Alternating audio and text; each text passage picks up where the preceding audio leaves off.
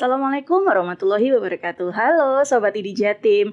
Kembali lagi di podcast IDI Jatim Channel bersama dengan saya, Dr. Windy Tiandini, SPKJ. Pada podcast kali ini kita akan fokus pada anak-anak. Wah, kita mau ngomongin apa nih? Sudah ada dokter yang tersenyum ya dari balik maskernya. Bersama dengan Dr. Andi Cahyadi, spesialis anak. Wah, kita akan membahas tentang anak-anak ya dok ya. Iya. Untuk para orang tua, wajib tahu penyebab dan ciri leukemia pada anak. Topiknya kesannya berat ya dok ya. Iya, sangat berat itu. Agak serem gitu ya dok ya. Iya, kanker itu serem. Serem ya dok ya. Baik, dok, kita tahu kalau leukemia kita bilangnya kan ya udahlah sakit kanker darah gitu kan dok. Iya. Sebenarnya leukemia itu apa dulu nih dok? Buat Sobat IDI Jatim biar sama nih persepsinya dok. Jadi kalau kita bilang leukemia itu kalau orang awam menyebutnya adalah kanker darah. Artinya apa? Kanker yang berasal dari sel darah. Nah, sel darah itu ada sel darah merah, sel darah putih, sama trombosit atau keping darah. Nah, kalau dari induk-induk sel itu ketika dia masih di dalam sel yang sedang tumbuh, dia berubah menjadi kanker, maka itu namanya adalah kanker darah atau leukemia. Jadi leukemia itu sebenarnya tidak boleh disebut kanker sel darah putih. Kalau dulu orang awam sering menganggap bahwa kanker darah atau leukemia itu sebenarnya adalah kanker dari sel darah putih. Padahal semua sel darah itu bisa berubah menjadi kanker. Nah, kalau kita mengatakan kanker itu berarti ada pertumbuhan sel yang tidak normal, yang dia tidak terkendali. Ya. Nanti kadang orang awam perlu membedakan antara kanker sama tumor. Ya. Itu seringkali agak sulit dibedakan untuk orang awam. Ya. Jadi kalau kita mengatakan tumor itu adalah semua benjolan di tubuh yang tidak normal. Itu namanya tumor. Kalau dia jinak, namanya tumor jinak. Kalau dia ganas, namanya tumor ganas. Nah, tumor ganas itu nama lainnya adalah kanker. Jadi ciri khasnya adalah pertumbuhan sel tumor itu tidak terkendali. Dan tubuh tidak bisa mengendalikan, itu yang pertama. Yang kedua, ciri khasnya adalah dia bisa menyebar ke organ lain atau ke tubuh bagian lain. Namanya metastasis. Sehingga kadang orang awam menyebutnya adalah kankernya sudah menyebar ke paru-paru, kankernya sudah menyebar ke otak, kankernya sudah menyebar ke tulang. Itu sebenarnya adalah ciri-ciri atau sifat dari tumor. Kalau kita kembali pada leukemia, definisinya adalah kanker darah. Artinya kankernya itu berasal dari sel darah. Nah, sel darah itu berada di dalam darah. Sehingga kalau ditanya kanker kok nggak ada benjolannya? Karena darah itu beredar ke seluruh tubuh. Sehingga ya semua sel kankernya berada di dalam darah itu sendiri.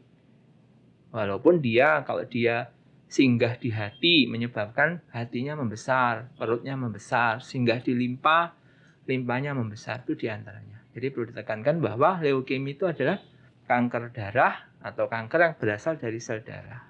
Asalnya dari sumsum tulang, pabriknya darah.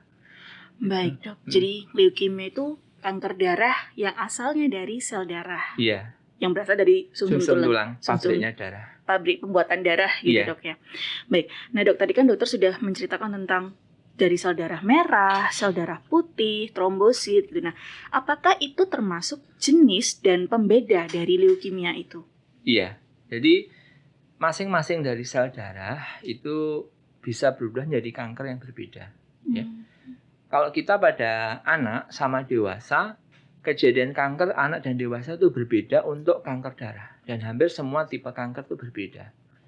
Ada sebagian besar kanker banyak pada anak, sebagian lagi pada dewasa. Contohnya kalau dewasa itu ada kanker payudara, kanker leher rahim, kanker paru, itu banyak didapatkan pada dewasa. Tetapi pada anak, kanker-kanker tersebut sangat jarang. Demikian juga leukemia atau kanker darah, pada dewasa itu kasusnya sangat jarang. Tetapi pada anak, itu adalah 60% dari seluruh jenis kanker pada anak. Di beberapa tempat, kadang sampai 80%. Kalau kita di Jawa Timur, ya kira-kira hampir 50 atau 60% kanker itu adalah kanker darah. Nah, dari situ kanker darah itu kan asalnya dari sel darah merah, darah putih, sama trombosit. Padahal di dalam darah putih itu ada bermacam-macam sel. Kita nyebutnya istilahnya ada eosinofil, basofil, monosit, limfosit, itu adalah jenis-jenis sel. Tetapi untuk kita ketahui bahwa kalau kanker darah itu kita membagi dua, yaitu leukemia akut dan leukemia kronik. Nah, pembedanya apa? Bukan dilihat dari lamanya gejala, tetapi dari sel-sel kanker yang dominan. Kalau sel yang dominan itu adalah sel muda, jadi kan pabrik darah itu berasal dari sumsum tulang. Perlu kita tekankan bahwa sumsum tulang berbeda dengan sumsum tulang belakang. Ya. Kalau sumsum tulang itu ibaratnya kita makan ayam, kakinya kita patahkan, di dalamnya ada warna merah. Itu adalah sumsum tulang atau pabriknya darah. Kalau sumsum tulang belakang itu biasanya, misalkan kita nyembelih sapi, bagian punggungnya kita buka, itu ada bagian putih yang panjang, itu adalah sumsum tulang belakang, itu beda. Ya. Nah, dari sumsum tulang tersebut, kalau sel itu berubah menjadi kanker, namanya leukemia. Nah, kalau dominannya adalah sel yang masih muda, artinya sel-sel yang awal-awal dibentuk, itu kita nyebutnya adalah sel blast, kalau bahasa medisnya, itu sel muda. Nah, dari situ, kalau berubah menjadi kanker, sel muda itu akan tumbuh pesat. Kita nyebutnya menjadi leukemia akut. Nah, kalau yang paling banyak yang mendominasi itu ada sel yang sudah tua, kita nyebutnya adalah leukemia kronik. Dan itu pada anak sama dewasa itu berbeda. Kalau pada dewasa, leukemia kronik itu banyak. Tapi kalau pada anak, leukemia kronik itu hanya 3% kita. Yang kalau sebagai contoh kita di Rumah Sakit Dr. Sutomo, kita jumlah kasus leukemia anak yang kronik itu hanya sekitar 20-30, kalau di dewasa sudah mungkin 500 lebih. Nah, itu kalau kita melihat dari pembagian dari jenis selnya. Kalau kita melihat dari sel-sel itu jenis yang mana, kita yang leukemia akut itu nanti kita bedakan lagi menjadi dua. Ya, jadi yang pertama yang terbanyak pada anak adalah leukemia limfoblastik akut. Itu kira-kira sekitar 60-70%. Bahkan bisa sampai 80%. Yang kedua adalah leukemia mieloblastik akut. Itu proporsinya menjadi lebih kecil dibanding leukemia limfoblastik akut. Tetapi pada dewasa kebalikan. Kalau pada dewasa, sebagian besar adalah leukemia mieloblastik akut. Kalau pada anak, leukemia limfoblastik akut.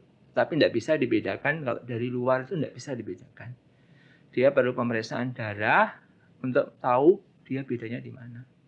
Nah, kalau kronik juga bisa dibedakan berdasarkan sel. Pada anak, biasanya kita menyebutnya adalah misalkan CML atau kronik myelocytic leukemia atau leukemia myelocytic kronik. Nah, seperti itu. Tapi yang perlu kita pahami di sini adalah bahwa leukemia gejalanya itu tapi hampir sama. Baik akut maupun kronik itu hampir sama. Nah, gitu. Dok, gejalanya hampir sama. Hampir sama. Nah, kalau tadi kan dokter menceritakan tentang kita melihat dari selnya ya dok ya, Iya. yang muda atau yang tua atau yang akut atau yang kronik tadi dok ya. Nah itu kan dengan pemeriksaan darah.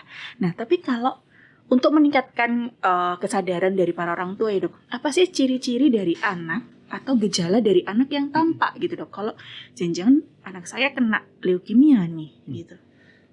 Itu gampang-gampang susah. Tapi sebenarnya kita untuk memahami itu semua ya kita perlu tahu bahwa pabrik darah itu kan di dalam sumsum tulang. Nah, sumsum tulang itu menghasilkan sel darah merah atau atau eritrosit, kemudian sel darah putih atau white blood cell atau dinamakan juga sel darah putih itu leukosit, white blood cell itu sama. Kemudian trombosit atau keping darah atau platelet.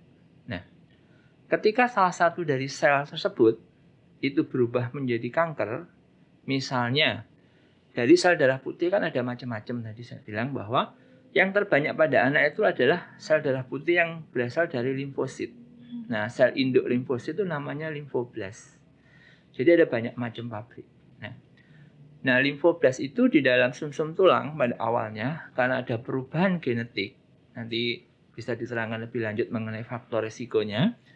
Nah, perubahan dari sel darah putih yang limfoblast itu kalau dia bertambah makin banyak, maka dia akan menyebabkan pabrik dari sel darah merah terganggu, pabriknya sel trombosit terganggu, pabriknya sel darah putih yang lain juga terganggu. Dampaknya apa? Maka kalau pabriknya sel darah merah itu terganggu, maka produksi dari eritrosit atau sel darah merah akan menurun. Dampaknya akan terjadi anemia.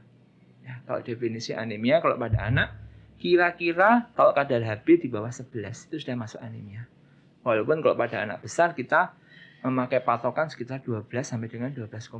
Tapi kita patokan 11 aja. Kalau di bawah 11 itu namanya pasti anemia. Nah, maka akan muncul gejala dan tandanya berupa apa? Pucat, tentu saja. Yang kedua adalah aktivitasnya menurun. Nah, yang kedua kalau dia mendesak, jadi sel kanker akan tumbuh banyak di dalam sumsum tulang, sehingga pabriknya trombosit itu akan berkurang.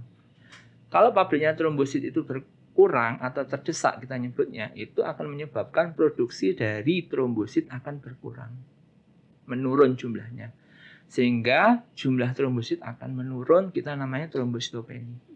Normalnya jumlah trombosit di dalam darah itu 150.000.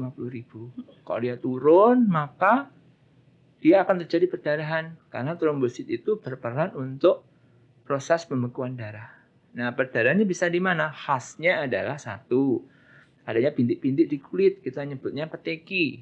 Seperti yang orang kena demam berdarah, ada bintik-bintik merah di kulitnya.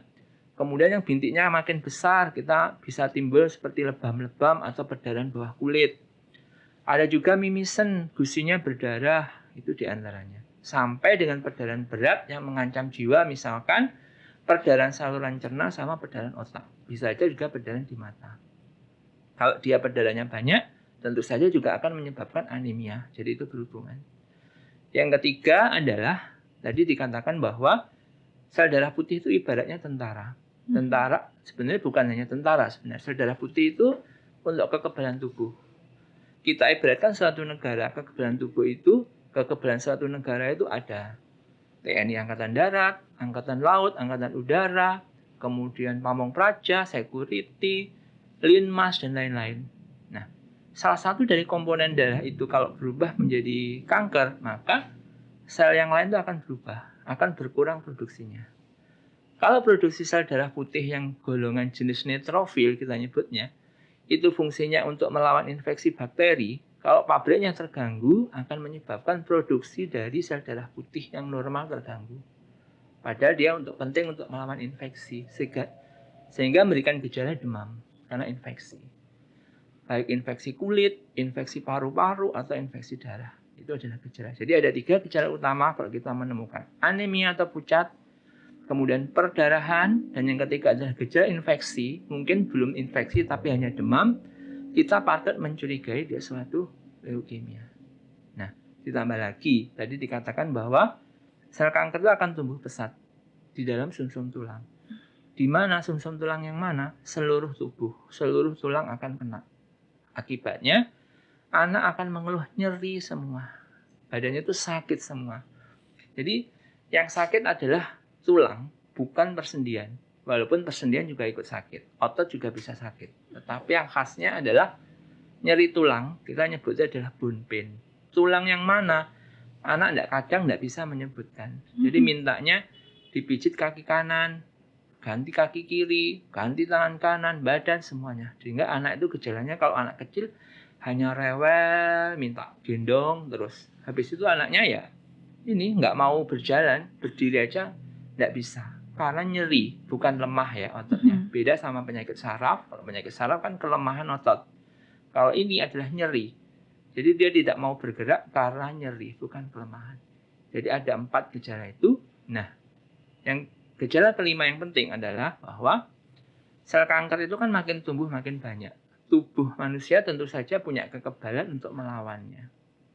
Maka sel kanker yang beredar ke dalam tubuh itu akan singgah di beberapa organ. Nah, organ apa saja yang sering menjadi tempat persinggahan? Yang pertama adalah hati. Sehingga gejalanya adalah hatinya membesar atau livernya membesar. Jadi akan teraba keras di bagian perut bagian kanan. Yang kedua, limpa. Sehingga limpanya akan membesar. Sehingga akan teraba keras di perut kiri atas. Yang ketiga adalah kalau sistem kelenjar di dalam tubuh, itu kelenjar itu ibaratnya kalau kita ujung kaki kita infeksi, maka pangkal paha akan sakit. Itu sebenarnya adalah kelenjar getah bening. Itu fungsinya juga untuk membunuh sel kanker. Tetapi ketika masuk situ, ternyata sel kanker itu bukannya mati, tetapi tambah tumbuh. Kita nyebutnya adalah infiltrasi sel kanker ke dalam organ. Sehingga gejalanya apa? Kelenjarnya membesar. Nah, seringkali gejala tersebut bisa terjadi secara bersamaan, dalam artian semuanya muncul, tetapi kadangkala juga muncul sebagian atau bergantian. Misalnya, 3 bulan lalu opname karena HB-nya rendah, ditransfusi, lalu sudah pulang. Lalu 1 bulan kemudian trombositnya turun, ada perdarahan, lalu transfusi lagi. Nah, itu kita patut curigai leukemia.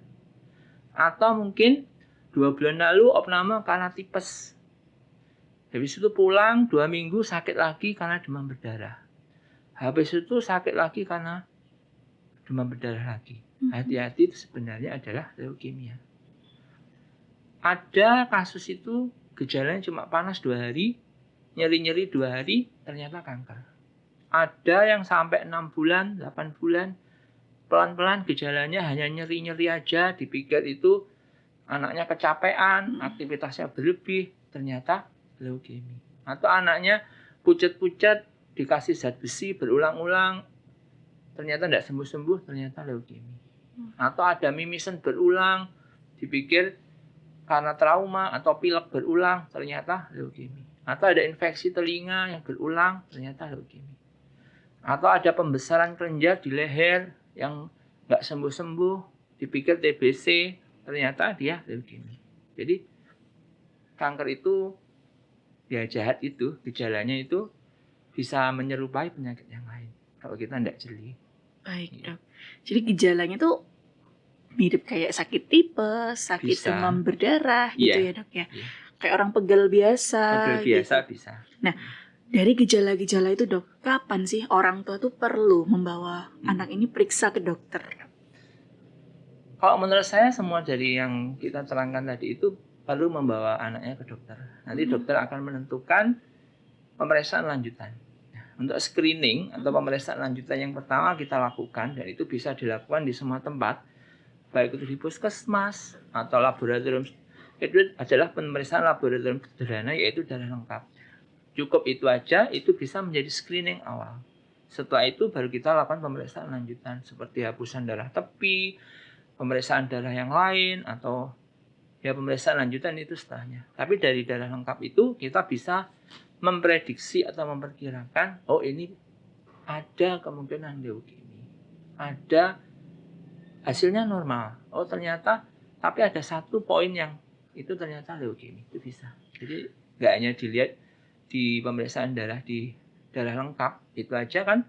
Kadang kita hanya melihat HB-nya saja, melihat trombositnya saja, melihat leukositnya saja. Tapi yang perlu ditekankan adalah kalau HB normal, jumlah leukosit normal, trombosit normal, tapi ternyata kita nyebutnya hitung jenisnya tidak normal, hati-hati, itu juga leukemia. Baik, Dok. Jadi itu pemeriksaan screening awalnya dari darah lengkap. Tentu saja dari gejalanya apa, tanda-tanda klinis yang kita temukan apa, baru kita screening dengan pemeriksaan darah. Oke, Dok. Nah, terus kan tadi ada pemeriksaan screening awal ya, Dok ya. Iya. Terus ada pemeriksaan lanjutan, Dok ya. Iya. Dan ini kan anak-anak ya, Dok ya. Jadi saya membayangkan prosesnya mungkin menyakitkan untuk anak-anak itu ya, Dok ya. Jadi pasti menakutkan dan kasihan juga. Iya, Dok. Jadi maksud saya adalah bagaimana orang tua ini, mungkin orang tua tuh kayak takut ya, Dok ya, untuk membawa anaknya, dan pemeriksaan berkali-kali harus ke rumah sakit bolak-balik gitu istilahnya, Dok. Itu kan jadi mereka mungkin gentar ya, Dok ya. Jadi pengen udahlah, Dok, nggak usah gitu. Mungkin seperti itu. Nah, itu gimana, Dok, menyikapinya mungkin, Dok ya? Jadi itu sering terjadi pada nggak hanya leukemia, pada kanker. Jadi kalau kita kembali lagi ke awal, maka kanker pada anak itu kita bagi 2, menjadi kanker dari darah atau keganasan hematologi kita nyebutnya, dan yang kedua adalah tumor solid. Tumor solid adalah kanker yang ada benjolannya, ada tumornya, ada yang bisa kita raba, itu namanya tumor solid. Nah, seringkali orang tua itu menganggap remeh kalau itu terjadi pada anak. Karena anak itu tidak bisa mengeluh kadang. Kalau orang dewasa, mohon maaf ada benjolan sedikit di payudara gitu, langsung panik, ini nanti kanker, langsung periksa. Tapi kalau anak seringkali enggak, benjolannya masih ada. Oh ya ampun, enggak apa-apa, kecil aja, paling juga ntar lagi hilang. Atau mungkin kakinya sakit-sakit, oh itu karena kebanyakan main bola, main kemana-mana. Ya makanya itu terus sakit, itu obatnya istirahat aja.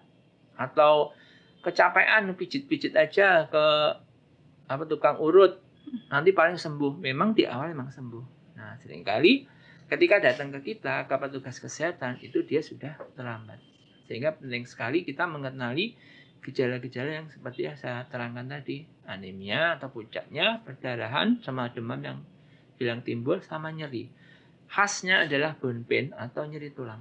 Kalau ada nyeri tulang, sebaiknya langsung diperiksakan. Difikirkan kemungkinan kanker. Karena penyakit utama yang sering menyebabkan nyeri tulang pada anak itu adalah kanker tulang itu.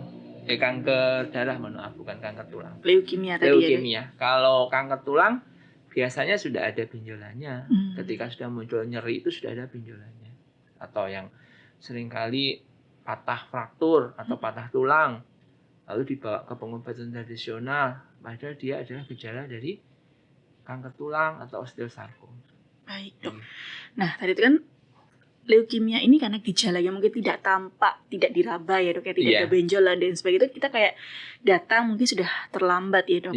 Sebenarnya itu sendiri leukemia pada anak itu seringnya terjadi di usia berapa dok? Jadi kalau kita merujuk pada Permenkes di Indonesia ya, batasan definisi anak itu ya ketika masih dalam kandungan sampai usia 18 tahun. Itu definisi anak. Nah, kanker anak itu dia bisa muncul dari lahir sampai dengan umur 18 tahun. Gejalanya sama, dari lahir sudah. Kalau kita dari lahir sudah ada, kita nyebutnya adalah congenital leukemia. Kalau leukemia dari bawaan lahir, itu namanya congenital. Tetapi usia puncaknya tersering itu sekitar 5 tahunan. 5 tahun itu paling banyak kita kasusnya, 5-10 tahun itu paling banyak. Jadi di awal-awal kurang dari 2 tahun itu proporsinya lebih sedikit dibanding di atas 2 tahun. Jadi 2 tahun sampai 5 tahun meningkat, 5 tahun sampai 10 tahunan lah mulai tinggi lagi, habis itu menurun. Setelah usia 10 tahun itu menurun jumlahnya. Tapi kalau di bawah 2 tahun itu terbanyak kanker yang lain, misalkan kanker ginjal, kanker mata, kanker misalkan ada neuroblastoma kita nyebutnya. Tapi setelah umur 2 tahun kasusnya leukemia itu menjadi makin tinggi, tetapi jumlahnya tetap lebih tinggi dibanding kanker yang lain. Ya, walaupun di bawah 2 tahun banyak terjadi kanker dari ginjal, dari neuroblastoma atau kanker yang lain, tetapi jumlah leukemia masih tetap banyak. Jadi leukemia itu masih mendominasi di semua umur.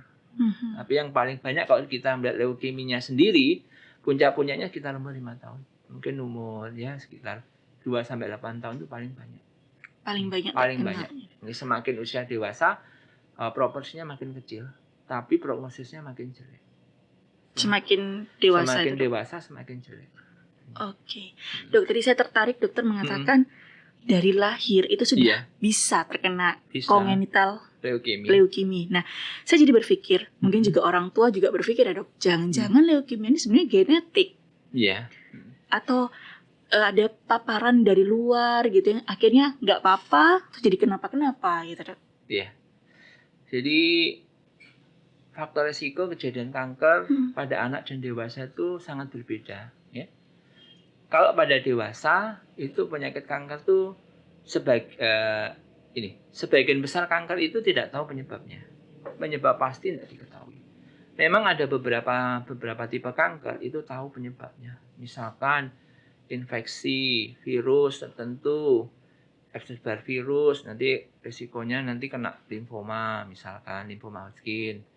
Nanti misalkan infeksi HIV itu risiko terkena kanker kulit tertentu, tipe tertentu, sama kanker kelenjar getah bening. Nanti infeksi virus hepatitis B, risikonya terjadi hepatocellular carcinoma, kanker hati. Nanti lagi misalkan HPV pada perempuan itu risiko terjadinya kanker serviks. Itu sebagian kecil yang diketahui. Nah, kanker-kanker yang lain pada dewasa bisa disebabkan oleh pola hidup. Misalkan makanan yang banyak gula dikatakan, walaupun tidak 100% berhubungan. atau bahan kimia, kemudian tinggi kolesterol, kurang olahraga, itu salah satu faktor risiko pada dewasa. Tetapi itu semua tidak berlaku untuk anak. Kalau anak itu sebagian besar tidak diketahui dan tidak ada faktor keluarga. Memang ada kanker-kanker itu yang keturunan. Jadi ada kanker keturunan itu maksudnya apa? Kalau kita runtut dari keluarganya, dia ada keluarga yang kena kanker, misalkan retinoblastoma, kanker mata, itu ada sekitar 30%-nya adalah keturunan. Itu ada gen. Kemudian ada kanker yang lain itu ada. Tetapi pada leukemia itu hampir semuanya tidak diketahui faktor keturunannya, tidak ada. Jadi tidak ada diruntut dari bapaknya, dari ibunya, mbahnya, pamannya, semuanya tidak ada yang kena kanker, sehat semua. Dia bisa muncul tiba-tiba. Ya. Kalau kita bicara secara medis atau patofisiologi atau proses terjadinya kanker, maka kanker itu biasanya terjadi karena adanya perubahan dari susunan genetik manusia. Ya. Apa yang menyebabkan perubahan susunan genetik? Jadi sel itu kan selalu tumbuh ya, dari induknya sel darah itu di dalam sumsum tulang, kita nyebutnya ada hematopoietic stem cell atau sel induk dari sumsum tulang, sel darah. Dia akan berkembang membelah menjadi sel yang tua. Nah, kalau dia ada sesuatu yang menyebabkan perubahan pada susunan genetiknya, maka sel itu tidak akan bertumbuh normal, tapi akan berubah, akan belok jalurnya. Yang awalnya dia, setelah membelah berapa kali, tubuh itu akan punya mekanisme untuk, ini stop. Kamu sudah tua, berhenti dulu membelah. Karena kalau kamu membelah terus, ini hasilnya tidak bagus. Nah, tapi karena oleh suatu sebab, karena ada mutasi atau perubahan gen, itu akan menyebabkan sel itu pada tahap tertentu, yang kalau sel kanker leukemia akut tadi limfoblast akan tumbuh tidak terkendali. Sehingga pertumbuhannya akan cepat, makin banyak. Nah, sekarang apa aja yang menyebabkan perubahan sel itu tidak terkendali? Karena di dalam tubuh itu ada istilahnya proto-onkogen sama ini, yang proto-onkogen itu adalah gen-gen di dalam tubuh. Kalau dia diekspresikan, dia akan menyebabkan terjadinya kanker. Tapi kalau tumor supresor gen itu adalah gen yang sebenarnya dia menekan terjadinya kanker. Nah, kalau dua gen itu dipengaruhi oleh faktor lingkungan, terutama lingkungan ya, berperan, bukan genetiknya sebenarnya. Jadi lingkungan, misalkan paparan bahan kimia tertentu, paparan rokok, paparan bahan pengawet, penyedap yang berlebihan, atau paparan industri atau radiasi, itu akan merubah dari susunan gen tersebut, yang menyebabkan sel akan tumbuh tidak terkendali. Nah, dari situ adalah awal mulanya terjadinya kanker. Memang di awal-awal tubuh itu bisa mengendalikan, misalkan dengan pemberian antioksidan, banyak konsumsi buah, sayur, itu kan banyak antioksidannya. Kita bisa menetralkan paparan-paparan dari luar. Tetapi pada tahap tertentu, ketika tubuh itu sudah tidak mampu, kalah, itu akan berubah menjadi kanker. Jadi penyebab pastinya tidak tahu. Beberapa virus memang dikaitkan dengan terjadinya kanker atau khususnya leukemia, tapi sebagian besar tidak ada faktor keluarganya. Nah, kalau dia paparannya biasanya itu, kalau di penelitian dikatakan bahwa perubahan itu terjadinya kapan? Yaitu ketika masih dalam proses bayi dalam bentuk janin, berarti dalam kandungan. Artinya menjaga kesehatan ibu itu sangat penting. Kalau paparannya itu begitu berat, begitu sampai merusak susunan gen ketika lahir, maka gejala itu bisa muncul saat lahir itu sudah mulai ada gejala, sehingga gejalanya akan muncul di bawah 1 tahun. Itu bisa. Tapi sebagian besar, karena tubuh itu masih punya mekanisme untuk melindungi diri sendiri, maka sebagian besar itu gejalanya akan muncul setelah 2 tahun, sehingga nggak lahir. Tapi pada dewasa beda.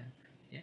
Jadi tidak ada tiba-tiba leukemia umur anak orang dewasa itu makanya lebih jarang, karena itu terjadinya pelan-pelan. Gitu. Baik dok, jadi kalau faktor genetik itu jarang ya dok ya, hampir tidak ada. Ada pengaruhnya. Ada pengaruhnya, tapi rata-rata di paparan ya dok ya. Cuma paparannya itu kita tidak ketahui. Ya. Kalau kita bilang di Jawa Timur saja, karena kita saya sehari-hari kan bekerja di divisi hemato-onkologi Rumah Sakit Dr. Sutomo, di pusat kanker di Jawa Timur untuk anak kan hanya 2, yaitu di Malang sama di Surabaya di tempat kita, Rumah Sakit Dr. Sutomo. Di beberapa tempat memang bisa sih ya, RSAL juga bisa. Ada beberapa rumah sakit swasta juga bisa. Nah, ada beberapa pola yang berbeda pada regional dari kanker pada anak ya. Zaman dulu sama zaman sekarang mulai sedikit berbeda. Kalau zaman saya sekolah dulu sekitar ya 10 tahun atau 15 tahun yang lalu, kalau ada anak kanker leukemia, kita ngomongnya leukemia, itu paling banyak itu kalau dia berasal dari daerah Kabupaten Nganjuk, kemudian Tulungagung, Kediri, dan sekitarnya. Tetapi seiring bertambahnya waktu, ketika saya tugas di sini, di Surabaya, jumlah kanker itu meningkat di daerah pesisir Jawa Timur. Jadi, mulai dari Bojonegoro, Tuban, Lamongan, Gresik, itu jumlahnya banyak. Walaupun di tempat lain, akhir-akhir ini bertambah, seperti di Mojokerto, Jombang, terus Pasuruan itu mulai meningkat. Nah, memang di wilayah timur, wilayah seperti Pulau Madura atau sama Jawa Timur bagian timur, itu Bondowoso itu relatif lebih jarang. Tetapi untuk saat ini dia mulai meningkat, semua kasusnya meningkat. Itu untuk saat ini. Ya. Baik dok, nah dok, leukemia tadi itu kan sepertinya pengobatannya cukup lama ya dok ya? Iya. Harus bolak-balik ke rumah sakit gitu ya dok? Iya. Mungkin bisa diceritakan sedikit pengobatannya itu prosesnya seperti apa sih dok? Ya, jadi perlu kita ketahui bahwa pengobatan kanker itu prinsipnya ada 4. Ya.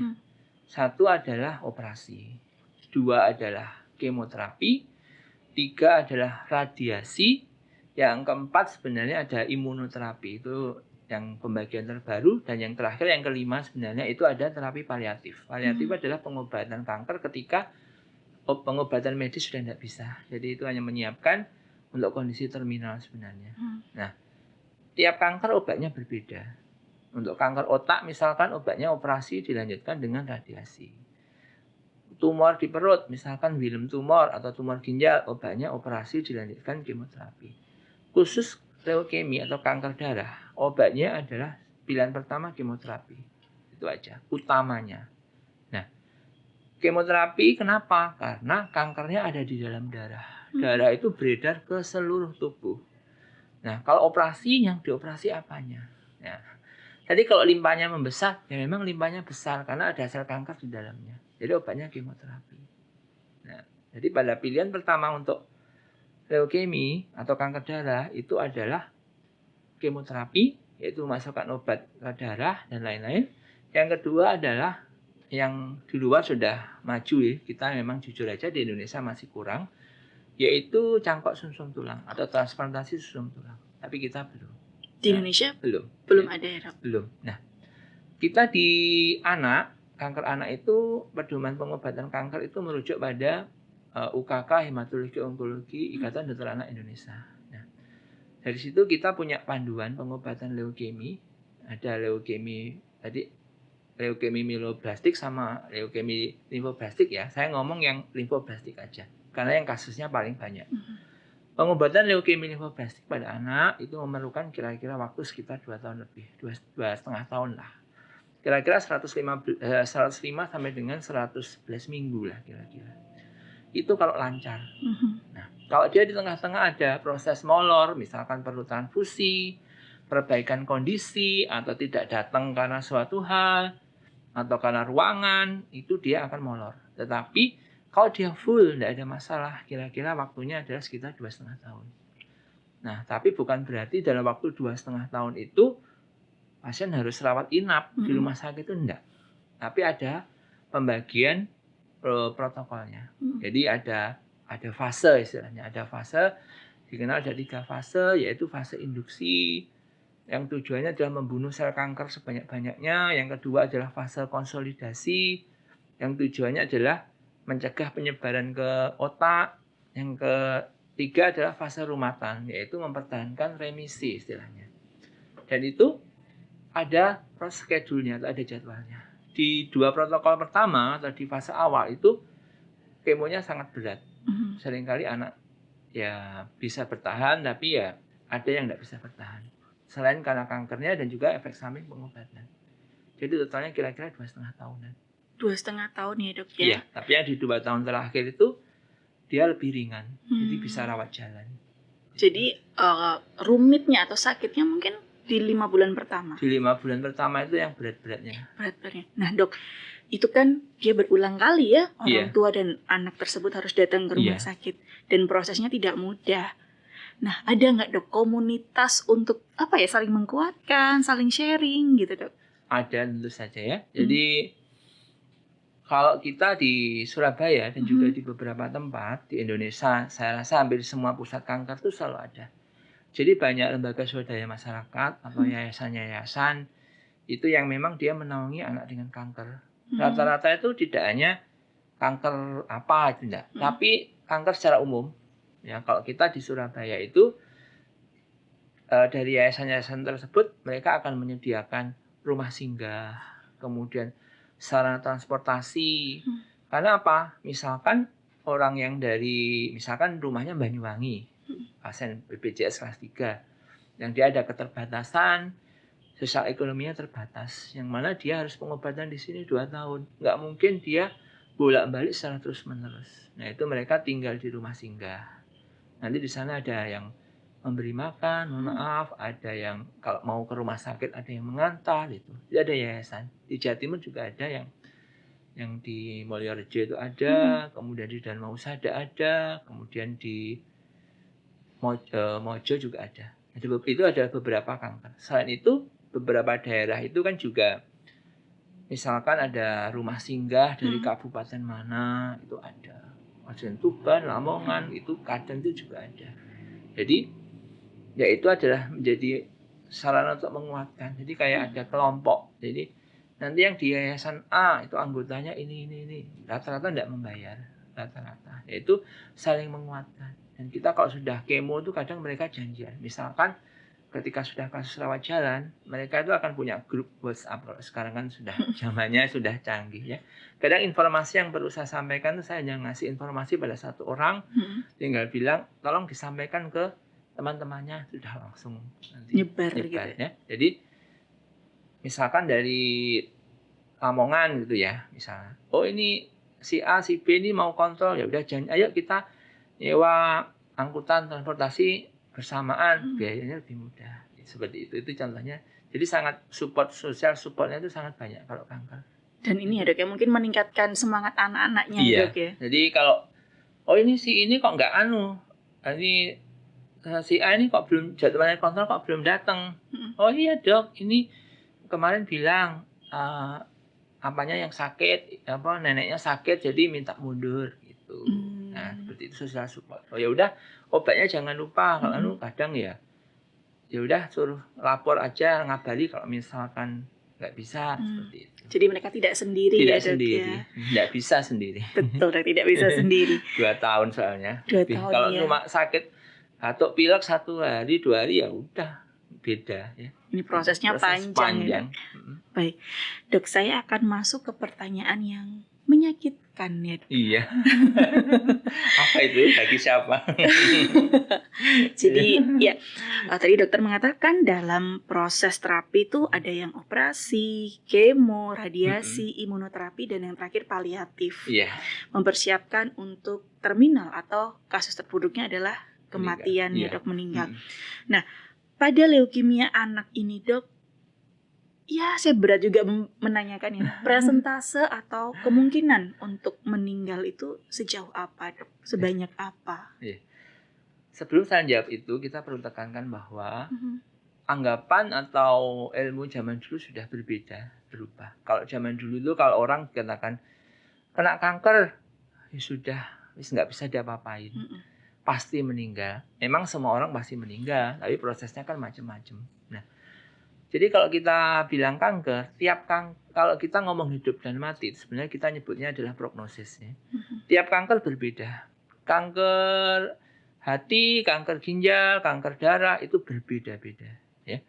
Kalau kita ngomong kanker darah, kalau kita merujuk pada data di tiap wilayah beda. Kita tidak bisa membandingkan data kita di Indonesia, membandingkan data kita di Malaysia misalnya. Kita tidak bisa ngomong data di Singapura dan lain-lain. Kalau di luar negeri, saya ngomong di luar negeri dulu ya. Karena kalau di luar negeri, di beberapa negara tetangga kita, ya tetangga kita lah, itu mereka memang mengobati kanker, dilaporkan bahwa di sana keberhasilannya 99%. Itu memang benar. Yang mati atau yang meninggal itu hanya 1%. Memang itu benar. Karena kalau di luar negeri itu sudah terapi paliatif itu sudah sangat maju. Sehingga kalau mereka itu sudah istilahnya sudah ini tidak bisa ditolong, mereka akan ada tim paliatif. Tim paliatif akan membuat mereka meninggal dengan nyaman, istilahnya gitu, di dalam keluarga. Sehingga pulang. Sehingga angka kematian di rumah sakit itu rendah. Tapi kalau kita di Indonesia tidak bisa seperti itu, sangat jauh berbeda. Tidak bisa kita pasien kondisi jelek kita pulangkan, tidak bisa. Nah, sehingga itu akan berbeda. Jadi kita tidak bisa menyamakan karena aspeknya berbeda. Nah, kalau kita melihat di Indonesia, khususnya di Rumah Sakit Dr. Sutomo, karena saya tugas di situ, dalam 1 tahun tuh angka leukemia itu bisa mencapai 150 anak per tahun. Jadi dalam 1 bulan itu bisa sampai ya sekitar 30 bisa. Ya. Jadi habis itu dari yang diobati leukemia itu kira-kira ya sekitar 30%-nya itu meninggal sebelum pengobatan atau di awal-awal pengobatan. Dari yang sisa survive itu yang bisa melanjutkan kemoterapi, kalau kita di Surabaya jujur aja kita mencapai ya sekitar 80% keberhasilan dari anak-anak yang menyelesaikan kemoterapi. Ya. Dan walaupun kelihatan banyak yang meninggal, yang hidup juga banyak. 80%. Kalau memang walaupun di total kalau dari yang diobati sama yang enggak, nanti 80 kita ngomong yang kemo aja ya. Kalau kita ngelihat total ya sekitar 50-an%. Nah, 40-60% itu yang berhasil selamat. Karena seringkali mereka datang sudah kondisinya jelek. Sehingga ya mungkin enggak bisa tertolong. Jadi sebenarnya angka harapan hidup itu masih cukup besar ya, Dok? Masih besar. Tapi kanker yang lain mungkin enggak. Oke, karena kita di sini berbicara tentang kita leukemia. Jadi bisa overall secara umum, jadi seluruh pasien yang terdiagnosis kanker itu harapan hidupnya antara 40-60%. Yang kalau dia kemoterapi sampai selesai itu 80% lebih. Meningkat ya, Dok? Meningkat. Baik, luar biasa. Agak sedikit adem ya, Dok, dengarnya. Jadi nggak boleh bilang bahwa kanker nggak bisa diobati, itu salah ya, itu dulu. Sekarang udah bisa. Kalau dia datang stadiumnya sudah berat, ya tidak bisa. Tapi pada kanker anak, kanker leukemia itu tidak ada stadiumnya. Kita nyebutnya hanya risiko tinggi sama risiko biasa. Baik, gitu. Dok. Jadi kalau saya boleh merangkum obrolan kita yang seru ini ya, Dok ya. Berat tapi seru, bahwa kalau orang tua melihat anaknya sudah pucat, sering sakit, tanda-tanda demam, sering ngeluh nyeri tulang, sama sering pendarahan, mungkin mimisan atau waktu sikat gigi gusinya berdarah gitu ya, Dok ya. Langsung bawa ke dokter, nggak usah ditunda ya, Dok. Iya, nggak usah ditunda. Dan untuk pengobatan leukemia ada komunitas yang siap membantu ya, Dok ya. Dan leukemia bukan lagi penyakit yang tidak bisa disembuhkan. Iya. Luar biasa sekali. Nah, gimana nih para orang tua mengenai wajib tahu penyebab dan ciri leukemia pada anak yang dijelasin sama Dr. Andi Cahyadi, spesialis anak. Seru sekali bukan? Nah, kalau merasa video ini bermanfaat, jangan lupa di-like, di-share, dan di-subscribe di podcast IDJ Jatim channel-nya. Jangan lupa, nanti dokter juga subscribe ya, Dok ya. Iya. Baik.